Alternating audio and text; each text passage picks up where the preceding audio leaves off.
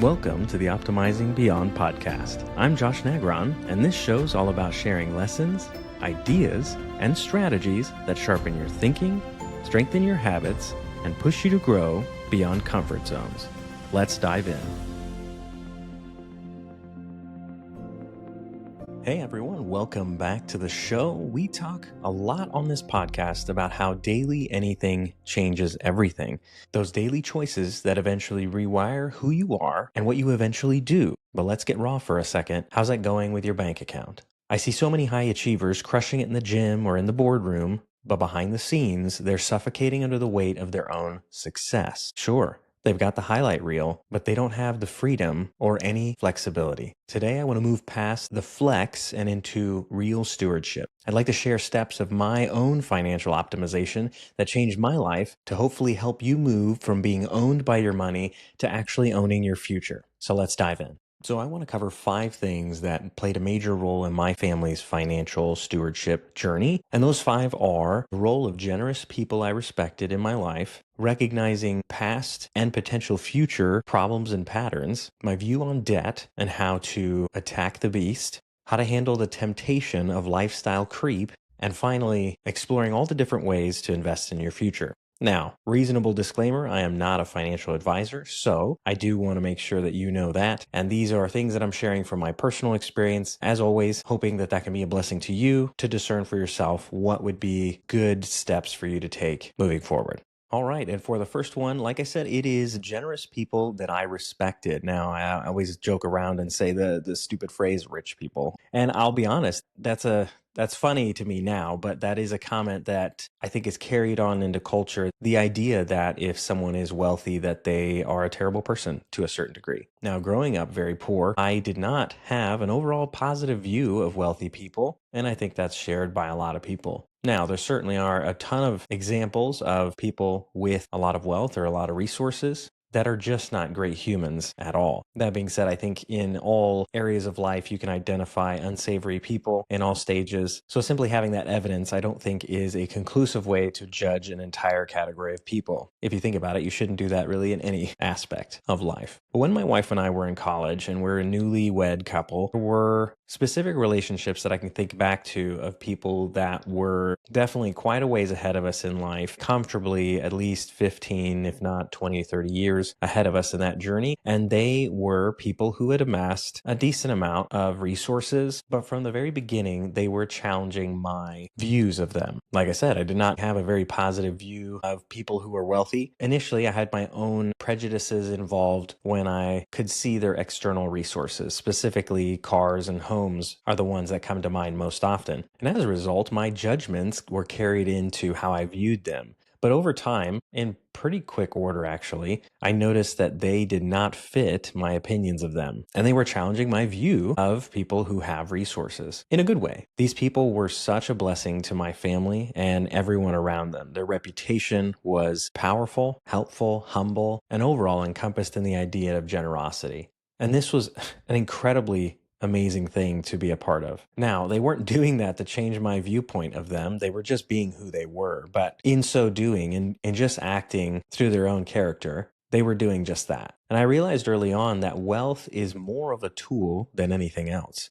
And just like a lot of things in this life, tools can be used for good and for evil. And I'm so thankful for those years in my 20s where I encountered incredible people with incredible character, with tremendous resources that were able to show me what the tool of wealth could do in the hands of somebody trustworthy, with high integrity, and with an amazing, generous, humble spirit. I would argue, especially on this show, when we talk about optimizing all parts of your life, that stewardship is just as important as fitness, relationships, or anything else we talk about on this show. And because of that, and perhaps even more so, because finances is naturally something that we all have to manage and find our way through. And while people can speak into our finances and how we invest or spend, at the end of the day, the decision is always up to us. Nobody is controlling our bank account in most reasonable cases. And if you don't live out the things that you learn, then, like all things that we talk about, if you don't go against the current, 9 times out of 10, the current will take you to a place that you ultimately don't want to go and is arguably not ideal for you. As with all things that are worth pursuing, it generally takes effort against the grain, against what everyone else is doing, to be different, to push against the natural flow and the natural temptations in order to achieve a prosperous place, which applies across all these themes, like health, like fitness, like relationships, like mental health, and so on. And so in this section, I'll leave you with this thought. I think that true generosity and financial management is a character trait. That doesn't mean that you can't change it. However, there is a quote, and I don't know who originally said it, but it says that money and power only magnify character. They only multiply more of what they find. In other words, if someone is a good person, if they gain money or power, you will only see more of their goodness multiplied. Conversely, if someone is a person with low integrity, poor leadership, and other deep flaws, then money and power are only going to magnify those things to be even more severe. I think we're all familiar with the endless example of lottery winners out there that squander all their wealth or taken advantage of or just do very poor things with their winnings. And this falls into this category. So this is why I think this is so applicable because it dovetails with all the things that we discuss about becoming the best version of you that you can possibly be. And so for me in my college years, I noticed this pattern of consumerism. And they say the first thing of dealing with your problems is admitting you do have one, right? And so as a result, I realized over the years as I was earning a living, building a family, that I was making choices that weren't necessarily ideal for me or my family. I think generally we all know what that feels like, but the pull of things, possessions, flexing on others, keeping up with the Joneses, and those kinds of ideas are all things that we naturally think about. We don't have to dig deep into all those. I think those naturally pull on us in all sorts of different ways. And so that idea of exchanging freedom for some sort of gratification. Now, I'll be honest, initially that didn't go much beyond recognition.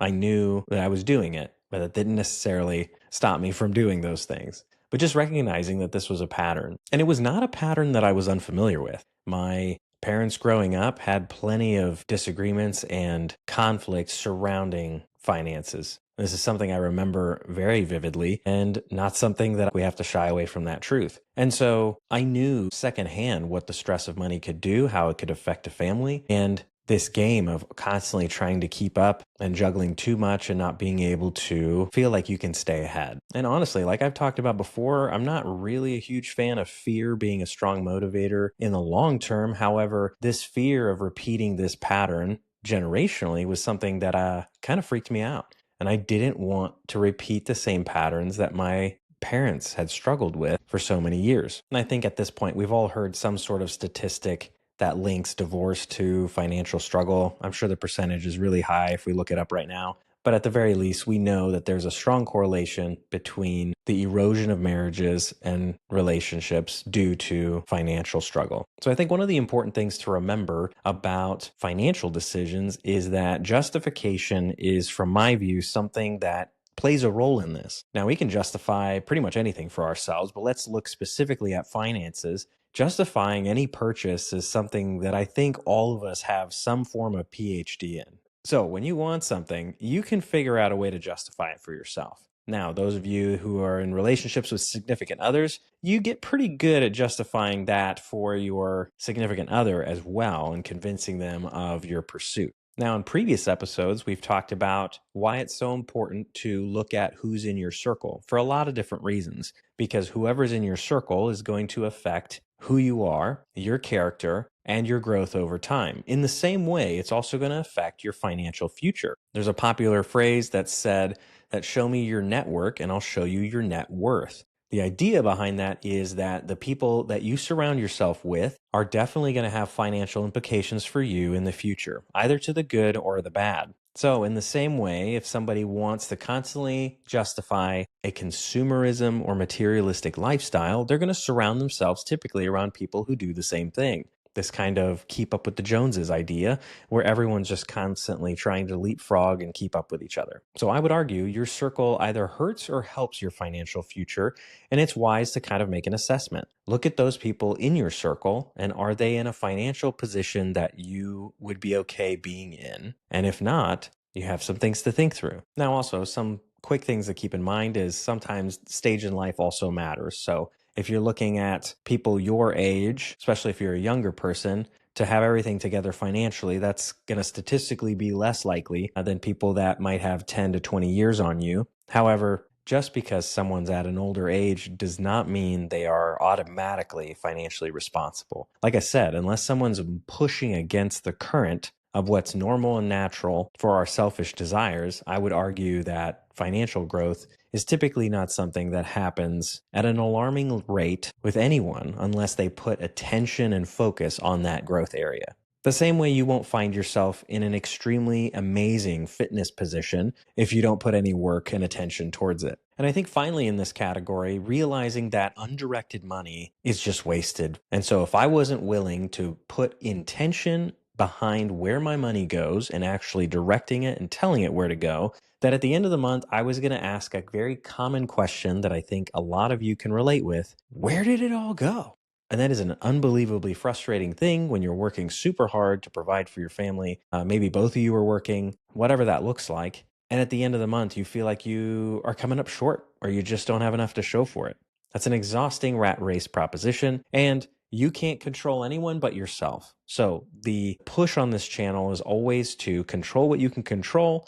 And that does start with you. And so when it comes to finances, you can't always control what your employer pays you. You can't always control your work situation, and you can't always control a lot of external factors. However, you can control you. You can control what you spend, where you direct your money. It does take effort though. So again, pushing against that current, how do we begin to do that? And for us, it started with attacking bad debt. Now, I use the phrase bad debt because people like to put degrees on debt. We're not going to get very deep into it, but as a typical rule, we're going to be referring to bad debt in things like credit cards and financing things that are arguably more wisely purchased with cash. In other words, things that are not needs, they are wants. Anytime you're financing something that is ultimately a want and not a need, that's something that I think would be healthy to put on your radar to bring some pause to. So again, very strong distinction for things that you want, not what you need. If you're not able to pay cash with that on the day that you want to purchase it, there's a lot of excuses. I get it. Well, it's on sale and it's this and it's that and the other, and I need it now.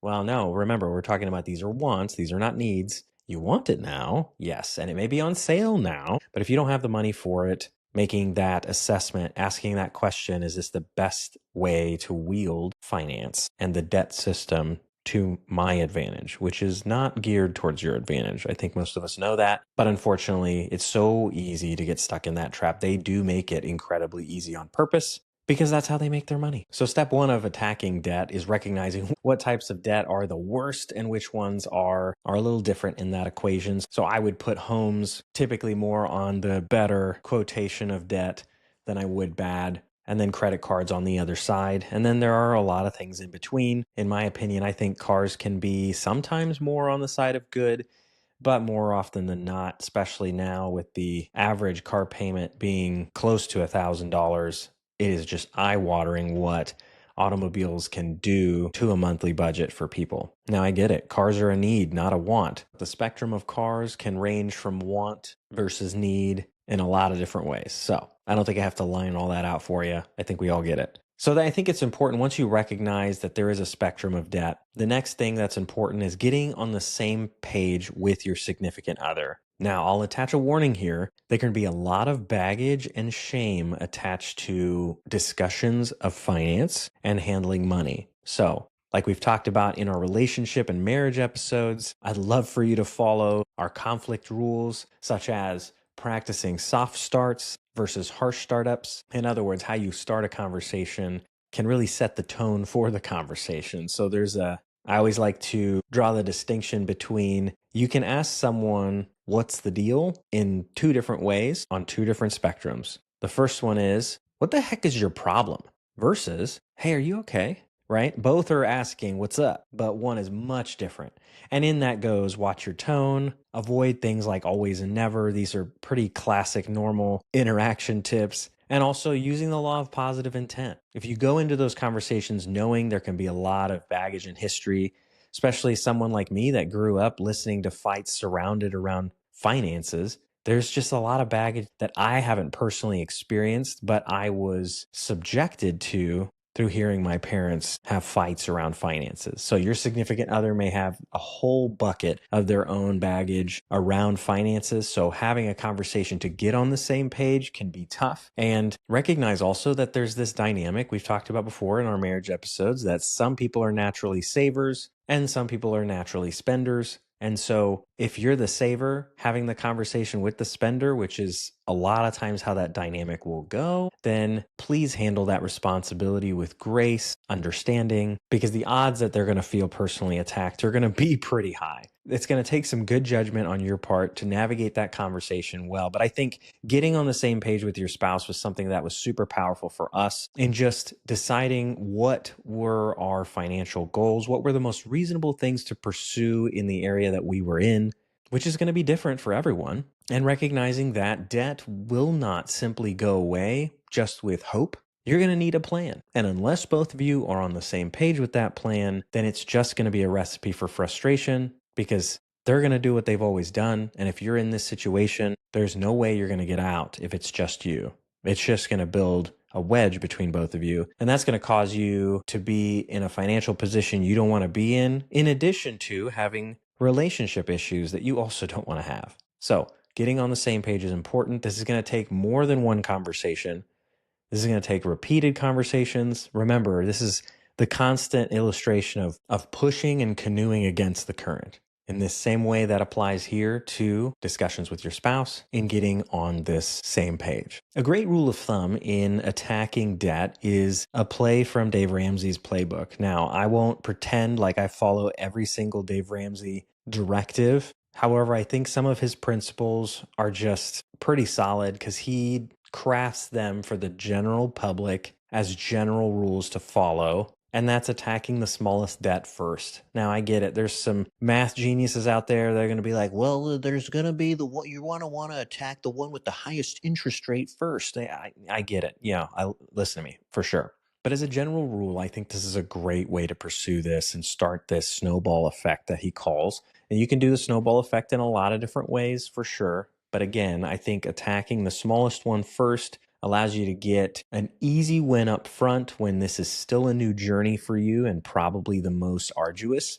And early on, having wins that are quicker can help you stay on that path and reinforce this behavior. So there's a lot of pluses for taking this approach. Identify your smallest debt, eliminate it, and once you do, then apply all the payments that you were making to eliminate that one and snowball it into the second smallest, and so on and so forth. So over time, you can use that concept to knock out a lot of debt pretty quick because as the snowball grows, you're using a larger resource to tackle the bigger debts. And so again, it can be a super, super powerful tool. And the final thought I want to share with you in this section is from Navy SEAL author Brandon Thornhill in his book, The Elite Leadership Blueprint. And in the financial section of his book, which is rich with systems and extremely practical ways to execute in multiple areas of your life, specifically around leadership, he talks about treating every dollar like a soldier, one that can fight for you or one that can just be wasted. And he says if they're lost to interest, these soldiers, they cannot fight for your future. And so getting those soldiers away from being spent on credit cards and those kinds of bad debt will free up ways for you to move on to using those soldiers in ways that can better bless your family and fight for a future that you might not even realize is possible. And this is where a very common cliche comes into play, where compound interest is the most powerful force in the universe. And I would argue that banks prove this all the time. They use interest to their advantage and charging it to you with bad debt so that they can make a ton of money. And in the same way, we can leverage that in our future as well. But it's just so easy to slip into the opposite dark side of compound interest and allowing it to take advantage of us if we just follow the natural current down the river. And so by that same token, I want to address how we handled resisting the natural lifestyle creep. Now, anytime that you get a new job with new opportunities that give you higher earning potential, or you enter in a time of plenty, if you're in a commission job and things are just humming and going super well, or you get a promotion and you have the opportunity and you're blessed by earning more, you are inevitably going to be tempted to, by the natural current, what I'm going to label lifestyle creep. And this applies to all of us. This is natural. This is normal. This is something that we all want to do when we earn a lot of money, get a promotion, get a new job that pays us more is, well, I guess we can get that new car now. Well, we've been wanting to get a new house. That new furniture be a good time. It's just so easy. And it takes a ton of intentionality and focus to say no and delay gratification. And if you stick to your guns in times of plenty, then you can have a tremendous amount of flexibility in drought times or difficult times where other people are going to be in some pretty tough underwater situations, having to make really hard, desperate decisions to try to keep the ship afloat at often tremendous sacrifice. There's so many benefits that you can realize if you resist this natural creep. And the first one and main one is flexibility. If you keep your expenses low, then regardless of what happens, you retain extreme flexibility in your options. And this is super, super important, but it's certainly not as fun as a new house or a new car or any of those things. So trust me, I get it. I had plenty of times in my life where I gave up flexibility for the things that I wanted. And if you're anything like me, you've made the same decisions. So like I said in the previous section, there is a difference between working to build your future versus just funding your lifestyle. That new car, house, or furniture are not going to propel you to a wealth building future. In fact, a lot of those things are just depreciating items. We're not even going to call them assets at this point that you spend your soldiers on. And a lot of times there's not much left towards the end. The average car depreciates about 50% in 5 years, not to mention the interest that you pay on that side as well. Working at a car dealership myself, I see a ton of people who have negative equity or upside down in those cars. And as always, it's hard to say no. It's hard to fight against that current. But again, we've gone through some really rough times in the last, I'd say, 5 to 10 years, in times of plenty and in times of scarcity. And the people that have made wise choices are able to still retain that flexibility and freedom when things get tight, when things get tough, versus others that find themselves in really desperate situations. In Brandon Thornhill's book, he did have some practical budget frameworks that you can use to get started, which he called the 50-20, 15-5-10 rule. And that's essentially just categories that you can start from if you're like, I don't even know where to start with in a budget. So let's go through it.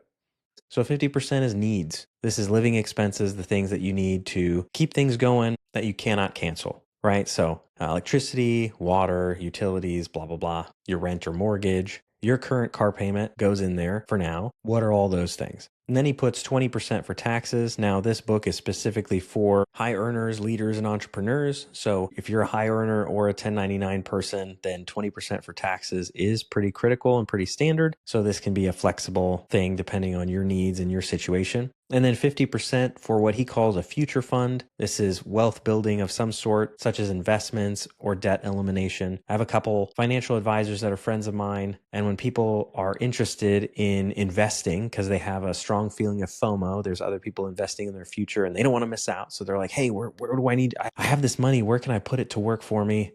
And a good financial advisor will always ask some key questions, like what are the rest of your finances like? And if they see a lot of bad debt, they're going to be like, hey, listen, it doesn't make any sense for you to invest money over here while you're bleeding money over here.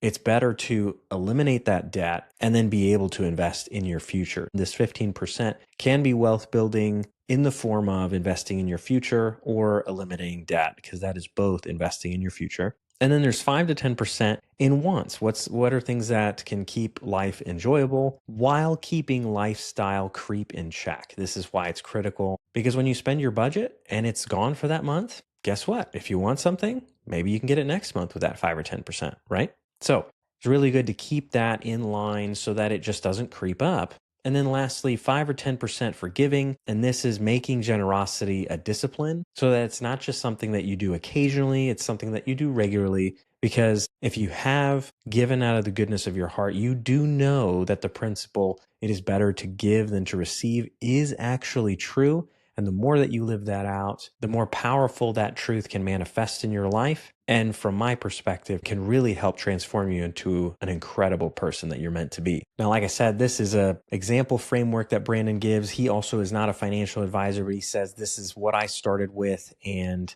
what has been helpful to him. And it's a really good place to start when you write down your budget and how you're currently spending things. You can see real quick where you are compared to these categories. And that can give you a really easy picture of, yeah, well, this is where I need to do some work. Now, remember, this isn't to stab yourself with or be extremely self-critical or enter into negative self-talk or negative beliefs. That's not what we're about here.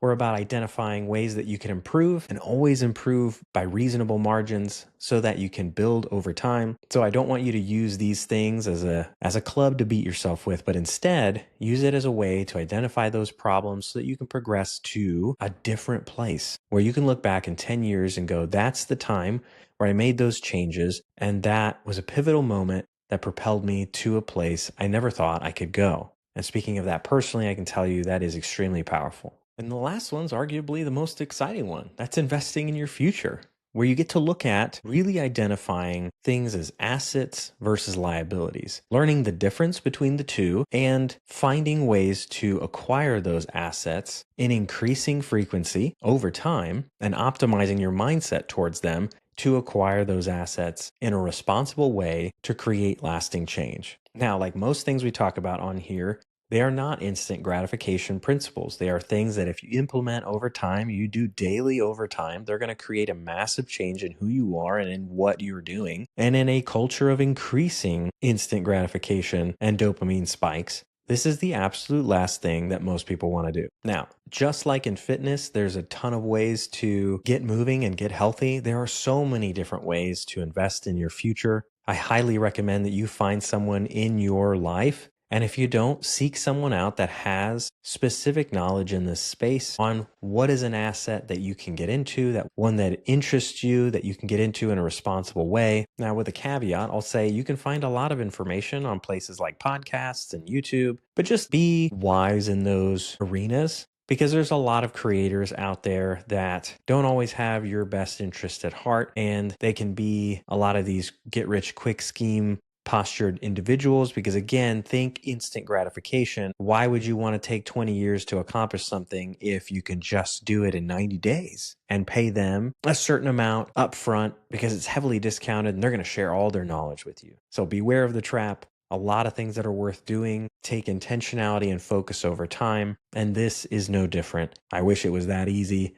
but then would it really be that fulfilling if it was? Probably not, because if you just won the lottery today, sure, yeah, you'd have a lot of fun, but you probably wouldn't find yourself in the best position in 6 months to a year, arguably. And that's not me saying that. That's just statistics saying that about most people that win the lottery. So don't try to reinvent the wheel. Follow good, established, proven financial principles. Those can be found virtually anywhere if you're willing to look and willing to listen. Again, they're not going to be fast, sexy, and quick. They're going to require sacrifice, focus, intentionality, repeating them on a daily basis in order to find the most success with them. And that's a perfect time to reflect again on who's in your circle and reevaluate how they manage their money. Are these people using their money in a way that you want to mirror? And if not, you need to find people in your life that you can answer that question in a positive way, because that's only going to help your trajectory over time. So to wrap this up, let's look at the territory we covered today. So we started with mindset shift, moving from a negative view of wealth to recognizing it as a tool for stewardship and seeing that money only magnifies the character it finds. We identified the problem of consumerism and materialism and understanding that there's a difference between choosing freedom or choosing to flex, and auditing our inner circle to make sure that we're not just justifying our way to financial slavery. We also looked at how to identify and attack bad debt, getting on the same page with our spouse using the rules of engagement we've talked about previously, and the fun idea of identifying every dollar as a soldier that's able to fight for our future or just be lost into the void. We also got practical with lifestyle creep and resisting the temptation that we all fall on in that current to just make those decisions that make us feel good in the moment, being prepared for times of drought and difficulty that we can't always control. And we also discuss Brandon Thornhill's budget framework to help us identify our current spending and where we could make adjustments. And finally, we focus on investing in the future, how you shift your thinking from liabilities to assets and things that can go to work for you, and also finding proven mentors that you can trust so you aren't stuck trying to reinvent the wheel or bamboozled into something that isn't going to work. And like James Clear always says, you don't rise to the level of your goals, you fall to the level of your systems. So if you're not happy with where you are financially, don't stab yourself with that, but instead recognize that you'd like it to be different. Recognize that you have goals that you would like to achieve, and then identify habits and systems that can help you over time make daily decisions that can change your financial future, because even amazing financial decisions done daily over the course of 6 months can make a drastic change in your future if you stay consistent, which is why daily is so powerful. So if your current habits aren't matching the person you want to become, today's the day to adjust that trajectory. Because in the same way that a plane or a ship adjusts that angle just a little bit at the start, they can end up at a completely different destination towards the end. And that's what we want to leverage to your benefit. Thanks for listening to the Optimizing Beyond podcast. Remember, growth happens when you take action. So subscribe, share this with a friend, and most importantly, put what you learned into practice. Until next time, keep moving forward, because daily anything changes everything.